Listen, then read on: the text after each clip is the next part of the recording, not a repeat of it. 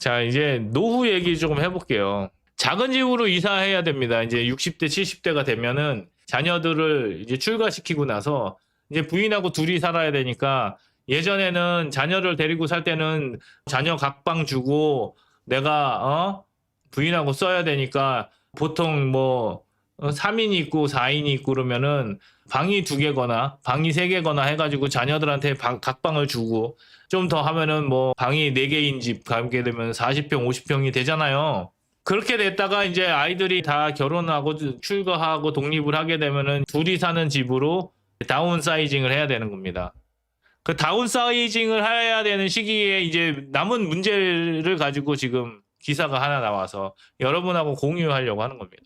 작은 평수로 이사하면은 득일까 실일까 이걸 가지고 기사를 잘 썼어요. 잘했거든요. 뭐냐면 보유 주택수 가격 거주 기간에 따라 세금이 결정이 되는데 1가구 1주택 2년 이상 보유해야 되는 거는 이거는 되게 드문 경우고요. 12억 이하로 충족해야 된다. 이거 되게 드문 경우란 말이에요. 보통 40평 후반대에서 40평 정도 됐을 때 12억짜리가 많지 않다고요. 12억 밑에 있는 게. 그러면은 이제 이 사람들이 뭐 분당에 살든 강남에 살든 평촌에 살든 신도시에 살다가 갑자기 가격이 훅 떴단 말이야. 그러면 이 사람들이 과연 자산이 있냐? 없죠. 뭐만 남아있어? 이 집값만 남아있다고요. 이 집을 팔고 나서 내가 이동을 했을 때 과연 나의 노후를 살 수 있는 거냐? 거기에 세금 폭탄이 있다고요. 세금 폭탄이.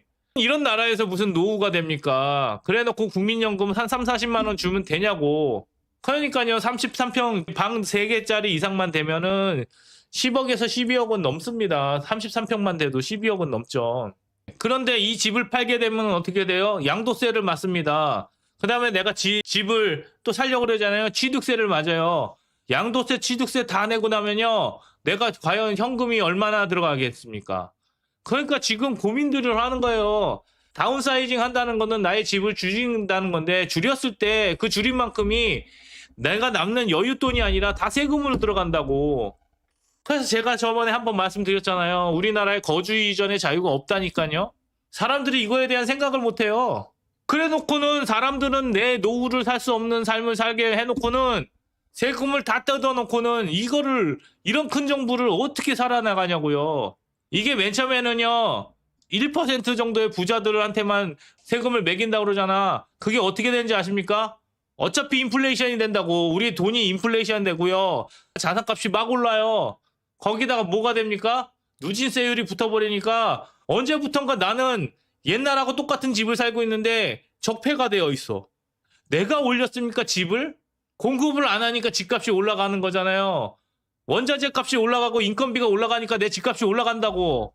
근데 그거를 뭘로 만들어서?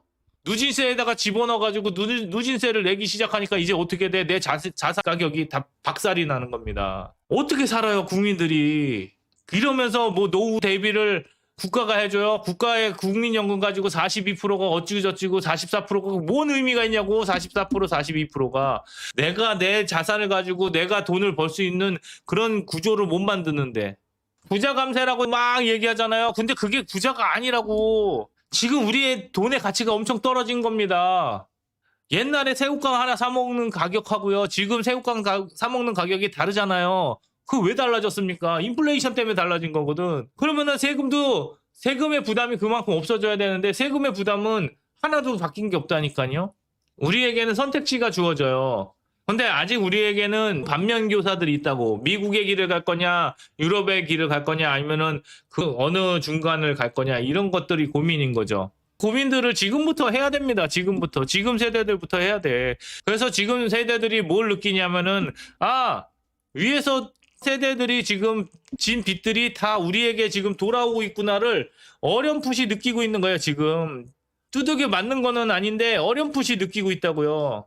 그러면서 이제 그걸 느끼는 친구들이 지금 저항을 하는 겁니다. 저항을. 의료도 마찬가지죠. 의료도 지금처럼 가면은 우리 후배 세대들의 의료가 어떻게 되겠습니까? 다 망가지는 거예요. 우리나라 진짜 세금 정말 많은 나라입니다. 우리가 지금 못 느껴서 그래요. 그래서 저는 이제 조세 회피 운동 이런 거 해야 되는데 조세 회피 운동을 하는 사람들은 그지 같은 연재들하고 그런 것들에 대해서 어떻게 얘기도 제대로 안 하고 그래서 그런 것들을 조금 만들어야 됩니다. 그래서 이번 의료 사태가 좀 끝나고 나면 작은 정부 만들기 운동 뭐 이런 식으로 가야 돼요. 작은 정부를 만들어야 됩니다. 우리나라 정부는 엄청 큰 정부예요. 윤석열에 대해서 저희가 화가 나고 하는 거는 정말 자기가 가치를 지키려고 했고 개인의 저기를 하려고 했으면은 국가 재정을 줄였어야 됩니다. 예산을 줄였어야 되는 거. 예, 노무현입니다. 노무현 때부터 종합부동산세, 종부세를 만들었습니다. 원래 보유세는 조금 있었어요. 재산세라고 해가지고 원래 재산세 정도 낼 수 있는 보유세는 우리가 감당을 할 수 있었거든요. 그런데 대한민국에게 부동산을 많이 갖고 있는 사람들한테 부과해야 된다고 하는 종부세들이 지금 6%까지 왔습니다. 예전에 1%까지 부과한다고 했던 게 지금 6%까지 나갔죠. 점점 이게 내가 이렇게 되는 거예요. 지금 신도시에 33평 정도 갖고 있으신 분들은요. 집을 하나 더 사면은 종부세 대상이 됩니다. 끝나는 거예요. 우리가 우리의 재산권을 얼마를 침해를 당했는데 그래서 노무현에 대해서 저는 그런 부분에 대해서는 굉장히 안 좋아한단 말이에요. 그런데 나는 노사모다라고 하면서 저기 나가가지고 그 계몽령을 얘기하는 사람이 중도적이고 그런 얘기를 하는 게 뭡니까 도대체 나는 그거 이해가 할 수가 없어. 전환기 씨는 60억을 벌어가지고 세금을 많이 내도 큰 문제가 없나 봐요. 근데 저 같은 서민은요 조금만 뭐가 바뀌고 뭘 한번 하면요 연봉이 줄어든다고. 종부세 뭐 500에서 1000만 맞아봐요. 그럼 버틸 수 있으세요? 연마다 종부세 잘못 맞으면은 어떤 사람은 1억도 맞더라고요. 그거 어떻게 감당해요, 그거를. 한두 번은 뭐 어떻게 버틴다고 하더라도. 그러면은 나중에 그 종부세 맞은 것까지 해가지고 팔아야 되는데 그 팔리냐고. 종부세 같은 경우는 또 세금으로도 또 안 해줘요. 나중에 또 양도세 하면 양도세에서 다 빼간다고. 근데 우리나라가 지금 계속 성장만 해서 그래요. IMF 때 퇴보한 거 빼고는 우리나라가 뒤로 간 적이 거의 없습니다. 공무원 또 저기가 엄청 늘려놨어요. 문재인 때. 그래가지고 솔직히 윤석열 때는 많이 뽑지는 않았습니다. 그 뽑은 사람들을 함부로 자를 수가 없으니까. 저는 법은 네거티브 법이 돼야 된다고 보는 거라서. 작은 정부를 외치기는 하는데 안철수의 문제는 뭐냐면은 딱 백종원하고 똑같아요. 그리고 지금 대통령이 된다고 작은 정부가 될 수 없는 게 지금 국회까지 같이 먹어야 됩니다. 그러니까 국회를 먹을 수 있을 정도의 좀 조직력이 있어야 돼요. 저는 안철수 의원이 안타까운 건 뭐냐면은 탄핵 정국에 가서 혼자 앉아 있었잖아요. 그게 그 사진이 저는 안철수 의원을 설명하는 가장 확실한 사진이라고 생각하거든요. 그 국회에 가가지고 혼자 앉아 있었잖아요. 내가 탄핵하러 갈 거야 그랬을 때 사람들이 와 안철수가 갔다 나도 가야지라고 한 사람이 없었어요. 그게 안철수 의원의 한계예요. 그 정도의 거물급 인사가 되면요 적어도 한동훈처럼 한 10명 정도라도 따라다니는 사람이 있었어야 됩니다. 한동훈도 당대표가 되고 국회의원 10명 정도밖에 못 움직였다는 건 좀 안타깝지만 내 세력이 없다라는 게 굉장히 문제인 거예요. 그리고 정당의 대표가 된다 하면은 내 말을 들을 수 있는 국회의원들이 한 30에서 50명 정도는 따라와야 됩니다. 그래서 제가 자꾸 얘기하는 게 리더십이에요. 혼자만 잘하면 안 된다고요. 저는 백종원 씨 개인에 대해서는 되게 좋은 브랜드라고 생각을 합니다. 그런데 더본 코리아가 하고 있는 것들은 조금 안타깝다고 봐요. 정당도 지금 그렇다고요. 어떤 뛰어난 개인을 갖다 앉혀놓고는 정당이 그 개인을 뒷받침해 줄 수 없는 정당인 거예요.